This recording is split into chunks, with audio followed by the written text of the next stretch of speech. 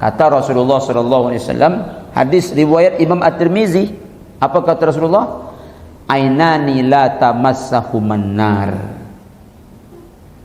Ada dua mata yang tak akan disentuh oleh api neraka.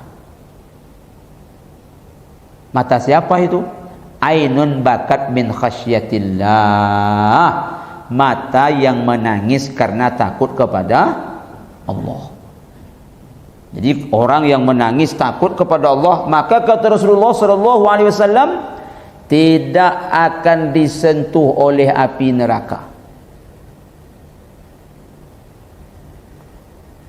Dahsyatnya tangisan, tapi tangisan yang berawal dari rasa takut kepada Allah Ta'ala.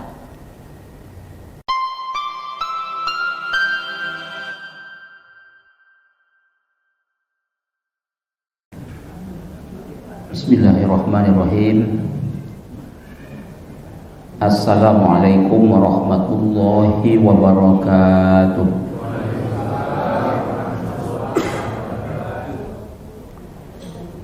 Alhamdulillah, nahmaduhu wa nasta'inuhu wa nastaghfiruh wa na'udzu billahi min syururi anfusina wa min sayyiati a'malina. May yahdihillahu fala mudhillalah wa may yudlil fala hadiyalah. Asyhadu an la ilaha illallah wahdahu la syarikalah wa asyhadu anna Muhammadan abduhu wa rasuluh la nabiyya wa la rasula ba'da. Subhanaka la ilma lana illa ma 'allamtana innaka antal alimul hakim. Rabbana zidna ilman warzuqna fahman wa amalan mutaqabbala.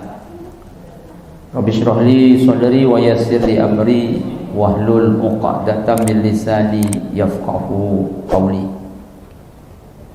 Qala Allah Ta'ala fil Qur'anil Karim, a'udzu billahi minasyaitonir rajim. Ya ayyuhalladzina amanu taqullaha haqqa tuqatih wa la tamutunna illa wa antum muslimun. Wa qala ta'ala, ya ayyuhalladzina amanu taqullaha wal tanzur nafsum ma qaddamat liwad. Wa taqullaha innallaha khabirum bima ta'malun. Yang kita muliakan dan semoga dimuliakan oleh Allah Ta'ala, Bapak Ketua bersama segenap pengurus Masjid Amal Maghfirah, yang kita muliakan dan semoga dimuliakan oleh Allah Ta'ala, Imam dan Takmir Masjid Amal Maghfirah, bersama seluruh jemaah kaum muslimin, kaum muslimat rahimakumullah. Mari kita selalu bersyukur dan memuji Allah Ta'ala dengan mengucapkan Alhamdulillahirabbil alamin. Sampai saat ini kita masih diberi oleh Allah Ta'ala banyak nikmat. Maka cara mensyukurinya, perintah-perintah Allah Ta'ala dikerjakan, larangan-larangannya ditinggalkan. Dan semoga Allah Ta'ala menerima syukur kita, diberikan balasan berupa tambahan nikmat, dan semoga kita semua senantiasa diredhoi oleh Allah Ta'ala. Amin ya rabbal alamin. Mari kita perbanyak salawat serta salam. Allahumma salli ala Sayyidina Muhammad wa ala ali Sayyidina Muhammad. Kita mohonkan kepada Allah Ta'ala semoga selalu dilimpahkan kepada Nabi tercinta Muhammad sallallahu alaihi wasallam. Mudah-mudahan dengan banyaknya kita bersolawat, semoga nanti di akhirat kita mendapat syafaat dari Nabi Muhammad sallallahu alaihi wasallam, dan semoga kita masuk surga bersama dengan Nabi Muhammad sallallahu alaihi wasallam. Amin ya rabbal alamin. Jemaah, apa kabar? Sehat? Alhamdulillah. Semoga jemaah sehat selalu, keluarga juga sehat. Namun kalau ada di antara jemaah kita yang sakit atau keluarga yang sakit, semoga Allah Ta'ala berikan kesembuhan. Kalau belum sembuh, maka bersabar. Sebab sabar saat sakit, dosa-dosa insya-Allah dihapus oleh Allah Ta'ala. Keluarga kita yang telah mendahului kita untuk selama-lamanya, nenek kita, kakek kita, orang tua, mungkin suami, isteri, abang, adik, semoga Allah Ta'ala melapangkan kuburan mereka. Semoga kuburan mereka indah, seindah taman surga. Amal ibadah mereka diterima hendaknya oleh Allah Ta'ala. Seluruh salah, silap dan dosa mereka diampuni oleh Allah Ta'ala. Dan semoga nanti di akhirat berjumpa kita dengan mereka di dalam surga. Al-Fatihah. A'udzubillahi minasyaitonirrajim. Bismillahirrahmanirrahim. Alhamdulillahi rabbil alamin, arrahmanir rahim, maliki yaumiddin. Iyyaka na'budu wa iyyaka nasta'in. Ihdinas siratal mustaqim. Siratal ladzina an'amta 'alaihim ghairil maghdubi 'alaihim waladdallin. Amin. Jemaah tamu-tamu Allah yang berbahagia, kita ini sekarang boleh dikatakan berada di ujung tahun. Tahun yang kita maksud tentulah tahun Masehi. Dan ini pun jadual terakhir kita di tahun 2024 Masehi. Dan kita bertemu lagi setahun ke depan, yaitu tahun 2025. Jadi setelah ini kita baru berjumpa lagi tahun depan. Jadi perjalanan waktu terasa cepat. Datang pergi saling silih berganti. Bersamaan dengan itu umur kita tentu secara hitungan bertambah, tapi secara jatah berkurang. Umur yang telah kita pakai, kita tahu berapa lamanya. Tapi berapa lama lagi akan dipakai, kita tak tahu. Yang tahu hanya Allah Subhanahu wa Ta'ala. Maka untuk itu jemaah, sesekali merenung-renung itu perlu. Kalau dapat bukan sesekali, kalau dapat berkali-kali. Tentu merenung yang dimaksud di sini bukan sembarang-sembarang merenung. Kalau dalam bahasa agamanya muhasabah lah. Bahkan waktunya pun kalau dapat kita pilih waktu yang sangat spesial untuk merenung itu, untuk memuhasabah diri itu. Kapan tuh Pak Ustaz? Pas Allah Ta'ala turun ke bumi itu kita merenung. Tapi kita tak bahas turunnya bagaimana, wallahu a'lam. Memang ulama beda pendapat yang sangat panjang di sini. Tapi kalau dalam hadis disebut Allah Ta'ala itu turun di sepertiga terakhir bagian malam. Kalau sepertiga terakhir tahulah kita, berarti jam 2 sampai berkumandang azan subuh. Tapi bagaimana turunnya? Itu sekali lagi ini perbedaan pendapat yang sangat panjang.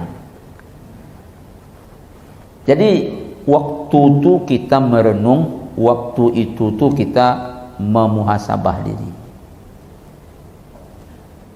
Jadi waktunya spesial. Kalau siang bagaimana Pak Ustaz? Kalau siang boleh, tapi kurang khusyuk nanti, kurang pas. Kapan saja boleh. Cuma kalau siang ni kadang-kadang suasana tidak mendukung begitu. Kemudian bangun malam itu ciri khas orang-orang soleh. Ciri khas orang-orang soleh. Memendekkan tidur itu ciri khas orang soleh. Jadi tidurnya sebentar.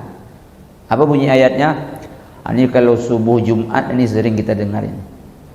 tatajafa junubuhum 'anil madaji'i yad'una rabbahum khaufan wa tama'a wa mimma razaqnahum yunfiqun. Lambung mereka jauh dari tempat tidur. Tidur tapi sebentar. Tidur cepat, bangun cepat. Lalu mengapa mereka beribadah? Jadi bangun malam itu ciri khas orang-orang soleh. Dan orang soleh itu ketika bangun malam, ciri khasnya lagi adalah menangis waktu merenung. Itu juga ciri khas orang-orang soleh. Dan Allah Ta'ala memang menyuruh seperti itu pula. Apa bunyi ayat? Falyadhaku qalilan walyabku katsiran. Hendaklah kalian, kata Allah, ketawa sedikit, banyak menangis. Memang Allah nyuruh seperti itu. Cuma kita kadang-kadang terbalik, sedikit menangis, banyak ketawa. Rasulullah SAW juga mengingatkan. Apa kata Rasulullah? La tuksirid dhahik fa inna kasratad dhahik tumitul qalb. Jangan kalian banyak betul ketawa, kata Rasulullah. Apa sebab? Karena banyak ketawa itu bisa mematikan hati. Jemaah tamu-tamu Allah yang berbahagia, tadi kita sebutkan bangun malam merenung, apalagi sambil melelehkan air mata, ini ciri khas orang-orang saleh. Pada suatu malam di pertengahan bulan Rajab, Rasulullah SAW mengecek sahabat, ada tidak mereka yang bangun malam. Pergilah Rasulullah ke Masjid Nabawi. Sahabat tak tahu ni kalau Rasul mengingat mereka lah begitu. Maka setelah sampai di Masjid Nabawi, Masjid Nabawi itu kan banyak tiang. Cuma dulu tiangnya batang kurma. Di satu tiang Rasulullah melihat Abu Bakar sedang menangis. Rasulullah berjalan lagi, tapi sahabat tak tahu ni. Tiang yang satu Rasul melihat Utsman bin Affan sedang menangis. Rasulullah tengok tiang yang satu lagi, siapa pula di situ? Ali bin Abi Thalib pun sedang menangis. Pergi tiang yang satu lagi, Muaz bin Jabal pun sedang menangis. Jadi Rasulullah sangat gembira, sangat bahagia menengok sahabatnya itu ahli qiyam. Ahli qiyam itu apa? Ahli bangun malam. Merenung sambil menangis pula. Jamaah tamu-tamu Allah yang berbahagia, besok setelah salat subuh Rasulullah SAW bertanya, Abu Bakar, apa yang kau tangisi tadi malam? Kaget Abu Bakar. Dari mana pula Rasul tahu kan gitu? Apa yang kau tangisi tadi malam, wahai Abu Bakar? Maka Abu Bakar menjawab, aku teringat ya Allah, kalau kita orang beriman ini, kata Abu Bakar, dibeli oleh Allah dengan surga. Jadi orang beriman ni, orang bertakwa ini, dengan apa Allah beli diri mereka? Dengan surga. Kemudian apa kata Abu Bakar? Ya Rasulullah, adat jual beli itu, apabila si pembeli menemui cacat pada barang itu, tentu tak jadi dia membeli. Atau setelah duit diberi, barang dibawa, tahu cacatnya, bisa saja dia kembalikan lagi. Kan gitu. Yang terpikir oleh aku ya Rasulullah, macam mana Allah nak beli diriku yang banyak cacat ini? Itu yang terfikir olehku. Kalau aku ada cacat, tentu tak jadi Allah beli aku dengan surga. Tentu dicampakkannya aku ke dalam neraka. Padahal Abu Bakar kita sudah sama-sama tahu. Siapa beliau?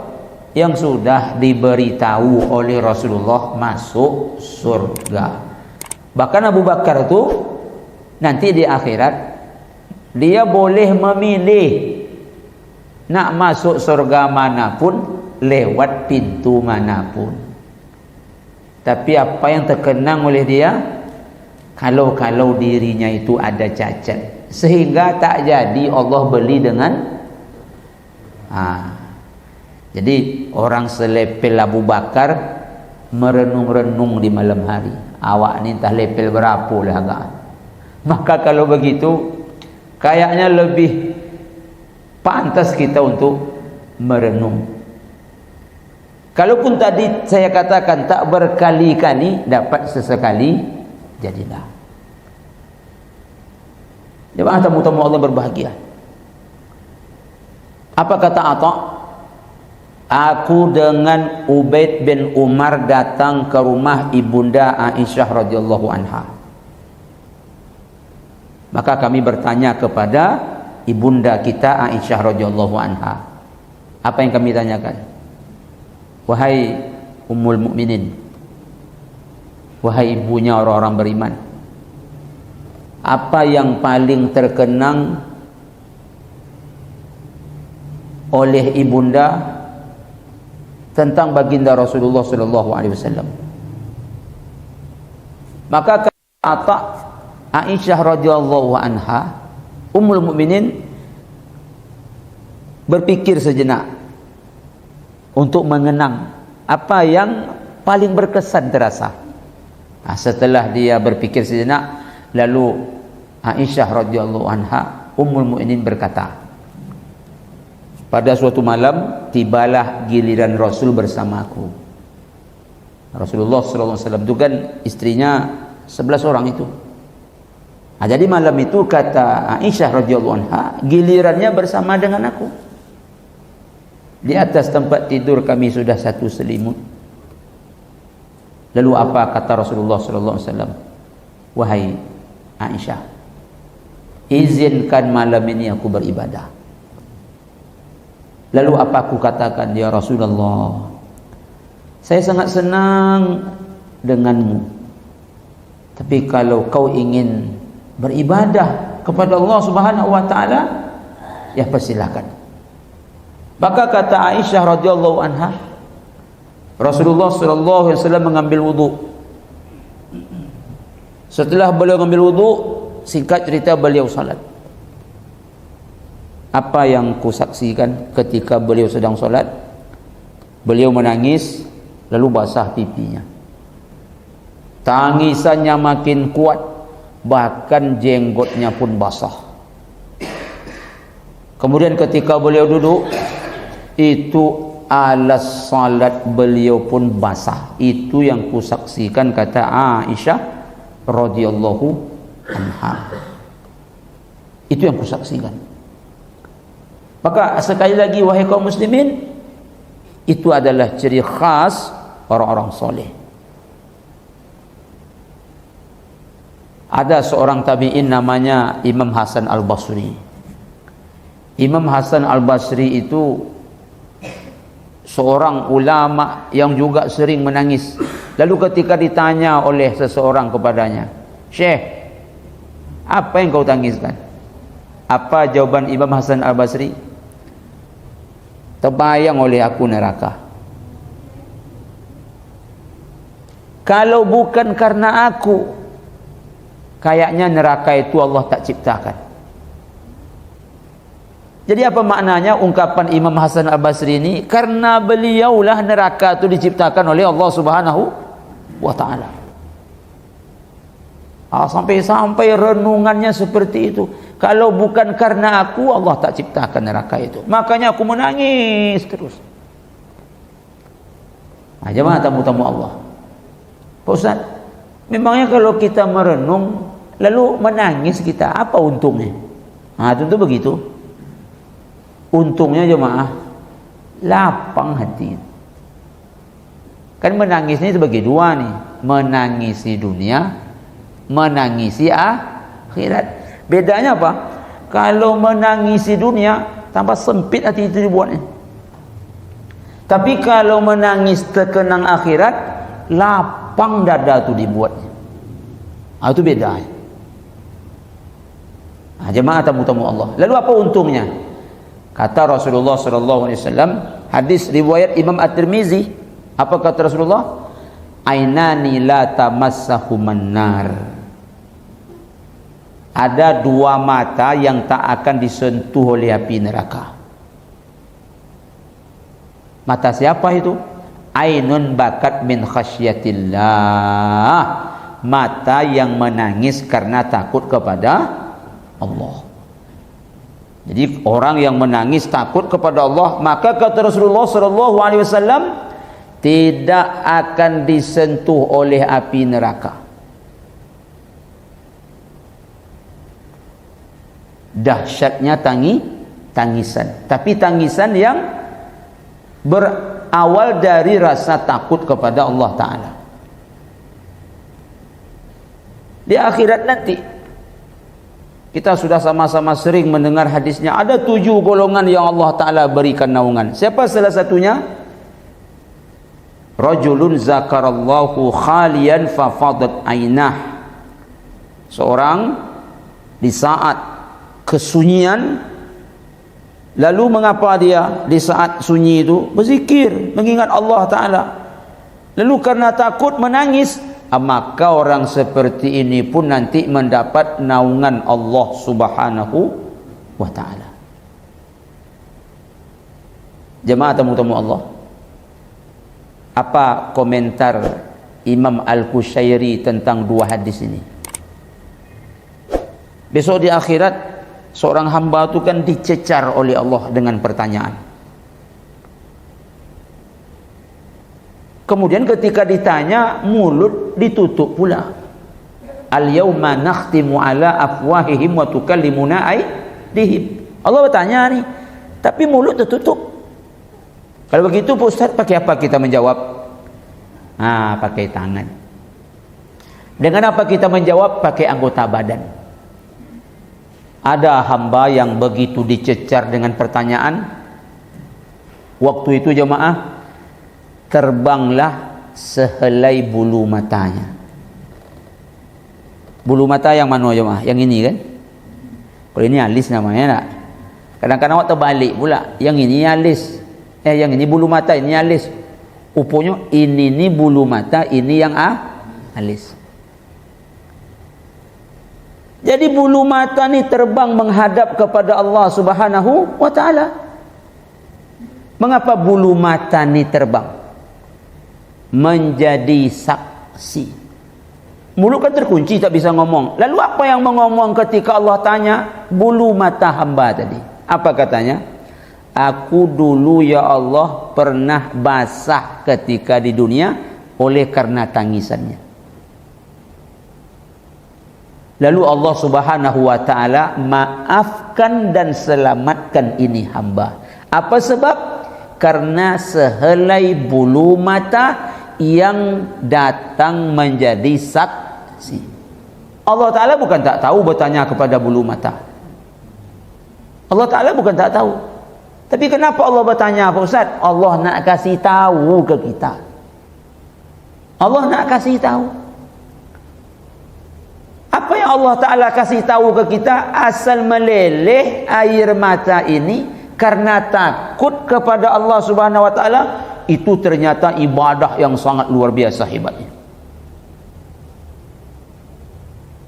Jemaah tamu-tamu Allah yang berbahagia. Tapi itu terjadi saat kita menangis di dunia. Beda nanti kalau sudah menangis di akhirat. Kalau menangis di akhirat, mengapa Pak Ustaz? Kata Rasulullah, banjir neraka karena lautan air mata. Saking dalamnya bisa kapal berlayar di atasnya, tetapi tangisan tak ada guna. Banjir neraka kata Rasulullah. Tapi di situ baru air mata keluar. Allah tak simpati lagi.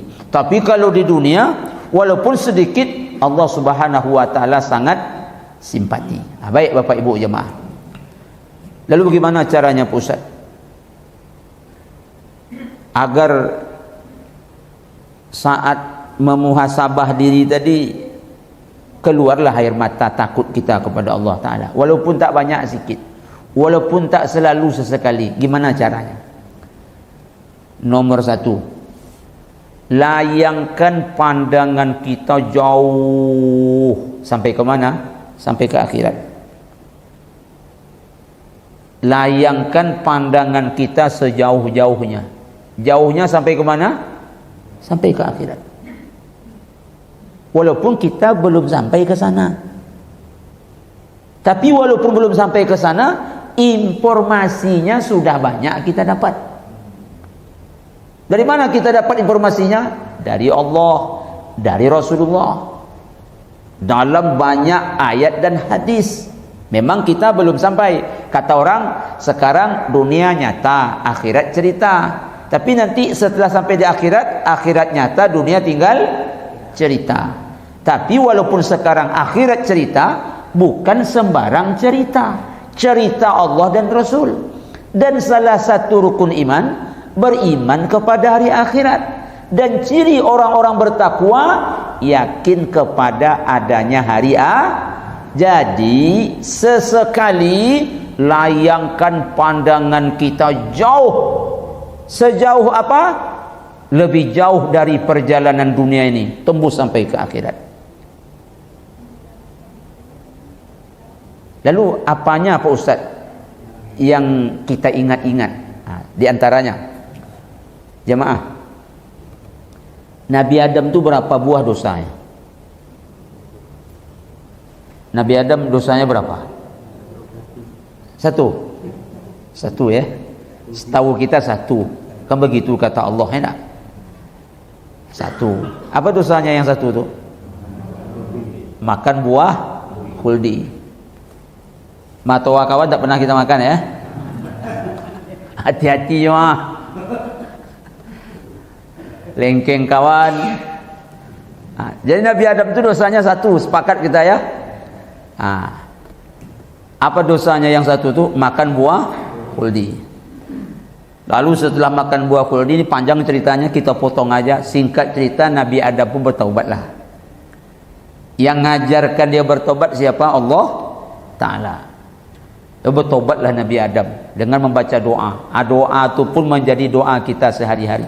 Rabbana zalamna anfusana wa illam taghfir lana wa tarhamna lanakunanna minal khasirin. Pertanyaan kedua, Allah terima tak taubat Nabi Adam? Terima. Jadi dosonya satu. Diajar oleh Allah bertobat, Adam bertaubat. Dan alhamdulillah taubatnya di akhirat. Adam teringat dosa yang satu ini. Padahal dosa yang satu ini sudah diampuni. Takutnya dia luar biasa ya. Kita kan datang nanti minta tolong ke Adam nih. Adam, kami ini cucu kau, Adam. Kami cucu kau. Jadi kami datang nih, Adam, tolonglah kami, Adam. Apa kata Adam waktu itu? Aku tak pernah melihat Allah Ta'ala murka seperti ini saat ini nih. Aku paling takut murkanya Allah Subhanahu wa Ta'ala. Dan macam mana aku nak nolong kalian? Aku mengingat dosaku yang satu saja aku takut. Kalau bahasa awaknya, aku tak bisa nolong kalian doh. Nasib aku aja belum tahu lagi. Padahal berapa dosanya tadi sah? Itu pun sudah diampuni. Kita dosa kita satu juga ya mah. Tapi satu jam. Kalau satu jam, berarti sehari semalam berapa ya mah? 24 buah. Dan itu pun belum tahu entah diampuni entah tidak. Adam satunya, yang satu tu dah jelas diampuni, takutnya luar biasa. Takutnya luar biasa. Awak alhamdulillah satu juga. Tapi satu. Jadi jemaah, layangkan sesekali jauh sampai ke padang mahsyar. Sesekali layangkan. Kayak apa takutnya kita tuh jemaah. Nah, untung-untung takut tadi tak berhasil malam ini, malam besok. Tak berhasil malam besok, malam lusa. Menetes air mata kita ngingat itu tuh. Untung-untung air mata tuh nanti menyelamatkan kita. Hadis sudah kita baca di awal tadi. Hadis kita baca di awal tadi. Ainani la tamassahuman nar. Ainun bakat min khasyatillah. Mata yang tak disentuh oleh api neraka. Mata siapa? Yang keluar air matanya, menangis dia karena takut kepada Allah. Nah, untuk membuat itu tuh latihannya, kata ulama, melayangkan pandangan sampai ke akhirat. Jemaah, mana hebat Nabi Adam dibanding Nabi Ibrahim? Pak Ustaz, Nabi itu bertingkat-tingkat hebatnya, Pak Ustaz. Bertingkat-tingkat. Ada 25 Nabi. Semuanya mulia, mulia. Tapi yang paling mulia ada 5 orang. Disebut dengan ulul azmi. Yang 5 orang itu ada yang paling mulia. Nabi Muhammad sallallahu alaihi. Jadi kalau gitu bertingkat-tingkat kemuliaan para nabi itu, iya. Nah, pertanyaan saya, Nabi Adam dengan Nabi Ibrahim, mana mulia? Mulia Nabi Ibrahim. Nabi Ibrahim, Nabi ulul azmi. Nabi Adam tidak. Tapi ingat, saya katakan tadi, semua mulia. Tapi bertingkat-tingkat. Nah, Nabi Ibrahim, Nabi mulia. Jadi nanti jamaah kita datang juga kepada Nabi Ibrahim ini. Yang namanya kita sebut siang malam itu. Kapan kita sebut namanya? Waktu salat tasyahud akhir. Lalu datanglah kita. Kita kan tak bisa ditolong oleh Nabi Adam ni. Untung-untung Nabi Ibrahim bisa lah agaknya. Kan kita sebut nama dia terus. Ibrahim, tengoklah kami ni keadaannya, minta tolonglah kami. Apa kata Nabi Ibrahim? Aku tak pernah merasa takut kecuali takut pada hari ini nih. Hari ini aku paling takut. Dulu di dunia Ibrahim takut ke Allah, takut juga. Tapi hari ini kata Ibrahim memang betul-betul takut aku. Karena itu minta maaf, aku tak bisa nolong kalian. Apa pula yang teringat oleh Nabi Ibrahim? Katanya Nabi Ibrahim itu ada 3 dosanya. Tapi ini menurut sebagian ulama bukan dosa, tapi cara argumentasi melawan orang-orang kafir. Apa itu? Diajak dia berburu. Tapi apa katanya? Aku tak bisa berburu, aku demam. Padahal dia tak demam. Cuma tak mau diajak berburu, alasan demam dia nak menghancurkan patung. Jadi orang tu pergi berburu, dihancurkannya patung tu. Yang kedua, pas patung tu dah hancur, orang bertanya, Ibrahim, kau yang hancurkan patung tu? Ndak, itu yang paling besar. Apalagi yang ketiga, waktu sampai ke Mesir, Raja Mesir tu lain pula sukanya mengambil bini orang. Sarah ini wanita paling cantik di bumi. Sarah tu wanita paling cantik di bumi. Jadi separuh kecantikan Sarah itu ibu bagi sikit-sikit seorang. Itulah modelnya. Itu separuh kecantikan Sarah dibagi sikit-sikit seorang. Tambah lagi Raja Mesir itu suka ngambil bini orang. Apalagi Sarah. Lalu apa kata Ibrahim? Nanti kau kalau diambil oleh Raja Mesir, usah katakan kau istri aku, tapi katakan saudaraku. Jadi ada ulama mengatakan ini bukan bohong ini, tapi ini cara argumentasi, menyuruh orang itu berpikir. Contoh, nih patung nih kau yang menghancurkan Ibrahim. Enggak, yang paling besar adalah dia, tapi kok bilang enggak, nyuruh orang itu pikir. Mana mungkin Ibrahim patung ini bisa menghancurkan patung-patung yang lain, kan gitu. Berarti kan argumentasi itu mereka sendiri yang jawab, kan gitu. Tapi okeylah, katakanlah berbohong. Jadi Ibrahim berkatanya, aku tak bisa nolong kalian. Apa yang teringat oleh Ibrahim? Yang tiga ni lah. Teringat yang tiga ni lah. Gara-gara teringat yang ketiga ni, aku takut, kata Ibrahim, aku tak bisa nolong kalian. Begitu juga nanti kepada Nabi Musa. Begitu juga kepada Nabi Isa. Barulah nanti bisa menolong kita Nabi Muhammad sallallahu alaihi wasallam. Tapi jemaah ya, perlu diketahui dari Nabi Adam ke Nabi Muhammad tu jemaah, lama prosesnya jemaah. Dari Nabi Adam ke Nabi Nuh tu sehari perjalanan. Oh sehari ya Pak Ustaz? 1000 tahun dunia jemaah. Dari Nabi Nuh ke Nabi Ibrahim sehari pula. Nuh kepada Ibrahim sehari pula. Ibrahim kepada Musa sehari pula. Musa ke Isa sehari. Isa ke Nabi Muhammad sehari. Adam, Nuh, Ibrahim, Musa, Isa, Muhammad. Seminggu dah lama ya. 7.000 tak. Besok kita ada di situ tu. Kecuali yang tak ada siapa tadi? Rajulun zakarallahu khalian fafadat aina.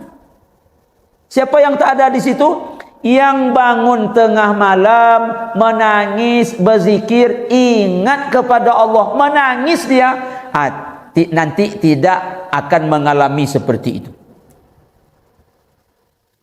Nah, jemaah, sebelum kita menemui Adam, Nuh, Ibrahim, Musa, Isa, awak sudah menung di padang mahsyar itu lamanya 50.000 tahun akhirat. Berapa lama ya, Ma? 50.000 tahun. Bangkit dari kubur, dihalau awak ke padang mahsyar. Berapa lama kita di situ? Saya ulangi, 50.000 tahun. Akhirat. Kali sehari akhirat 1000 tahun di dunia. Awak 50.000 tahun di situ. Allahu Akbar.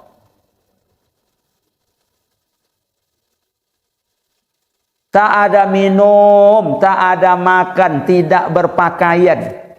Kita ada di situ, Pak Ustaz? Ada.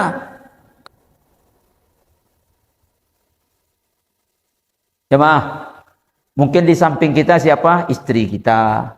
Mungkin di samping kita mungkin adik kandung kita, tapi kita tak ngomong-ngomong waktu itu dengan siapapun.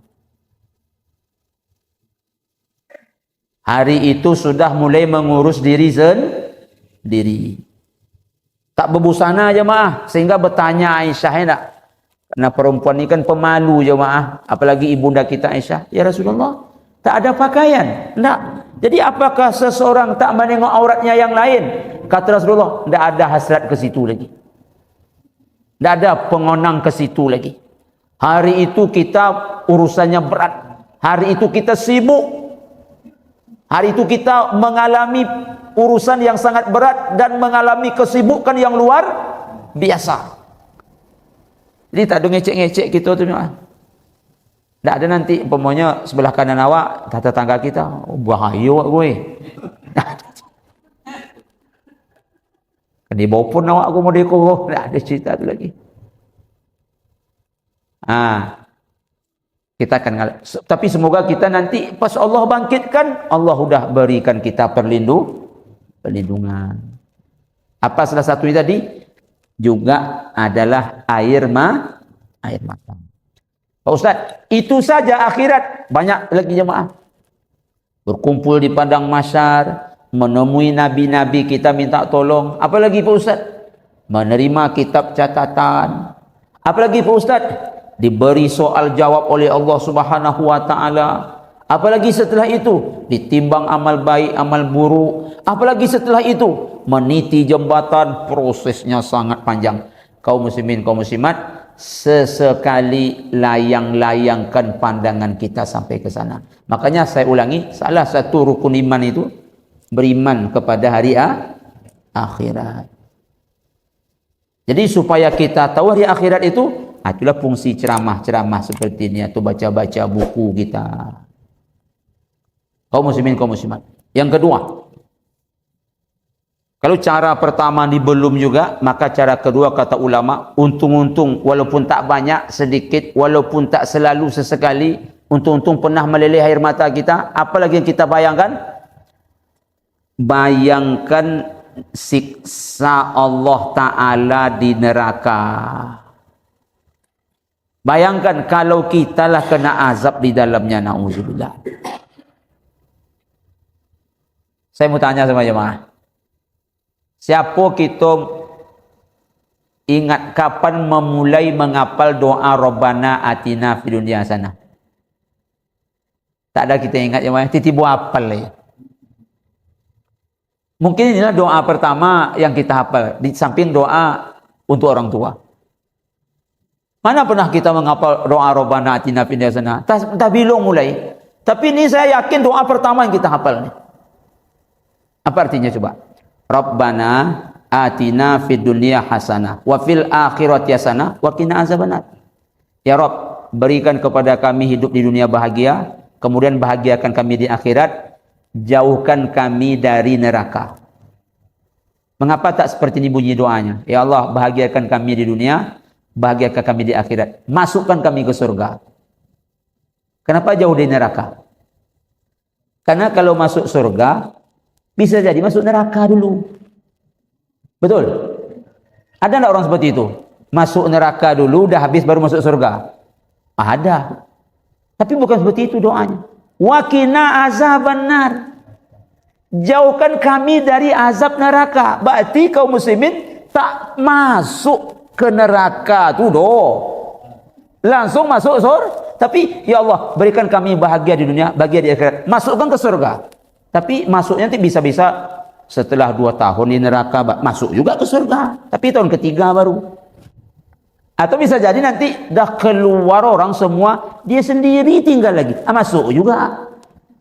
Tapi hebatnya doa ini, wa qina azab, jauhkan kami dari neraka. Otomatis kalau jauh dari neraka, masuk. Berarti tak akan pernah masuk. Jemaah, jangan pernah berkata dalam hati seperti ini, itu putus asa kita nama itu, pesimis nama itu. Apa contohnya? Model-model awak ni masuk ke neraka ni Pak Ustaz. Kalau tak seminggu, sehari masuk. Jangan pernah ngomong seperti itu jemaah. Berarti dah putus asa kita ni, dah pesimis kita ni. Tak mungkin kita langsung masuk surga. Pak Ustaz, model-model awak ni Pak Ustaz akan singgah ke neraka paling tidak sehari. Sangkoloma agaknya. Sehari itu 1000 tahun jemaah. Makanya wakina azaban. Wakina itu apa artinya? Jauhkan kami Allah, pelihara kami. Usahakan masuk. Kalau dapat nengok pun jangan. Apalagi sehari. Sehari itu 1000 tahun. Sesekali ingat-ingat ini. Sangka lama ini neraka tu. Minum api, bajinya. Makan api. Jadi kalau ada berselemo di neraka tu, awak poncin selemo awak api. Meludah awak api tu. Na'udzubillah, summa na'udzubillah. Na'udzubillah. Kaum muslimin, kaum muslimat, saudaraku bahagia. Kalau kita ingat-ingat itu, untung-untung. Meleleh air mata kita. Dengan air mata tadi, Allah Ta'ala selamatkan kita dari api neraka. Begitu kata Allah Subhanahu Wa Ta'ala. Jadi jangan anggap sepele air mata yang keluar penyebabnya adalah rasa takut kepada Allah Subhanahu Wa Ta'ala. Tadi di awal kita sebutkan ini ciri khas orang-orang soleh dahulu. Jemaah tamu-tamu Allah, semoga ulang-ulang kaji kita malam ini ada manfaat, lebih-lebih hendaknya mendapat ridho dari Allah Ta'ala. Semoga jemaah sehat selalu, panjang umur, ibadah diterima oleh Allah Ta'ala. Kita tutup dengan doa kafaratul majlis. Subhanakallahumma bihamdika asyhadu alla ilaha illa anta astaghfiruka wa atubu ilaik. Billahi taufiq wal hidayah. Wassalamualaikum warahmatullahi wabarakatuh.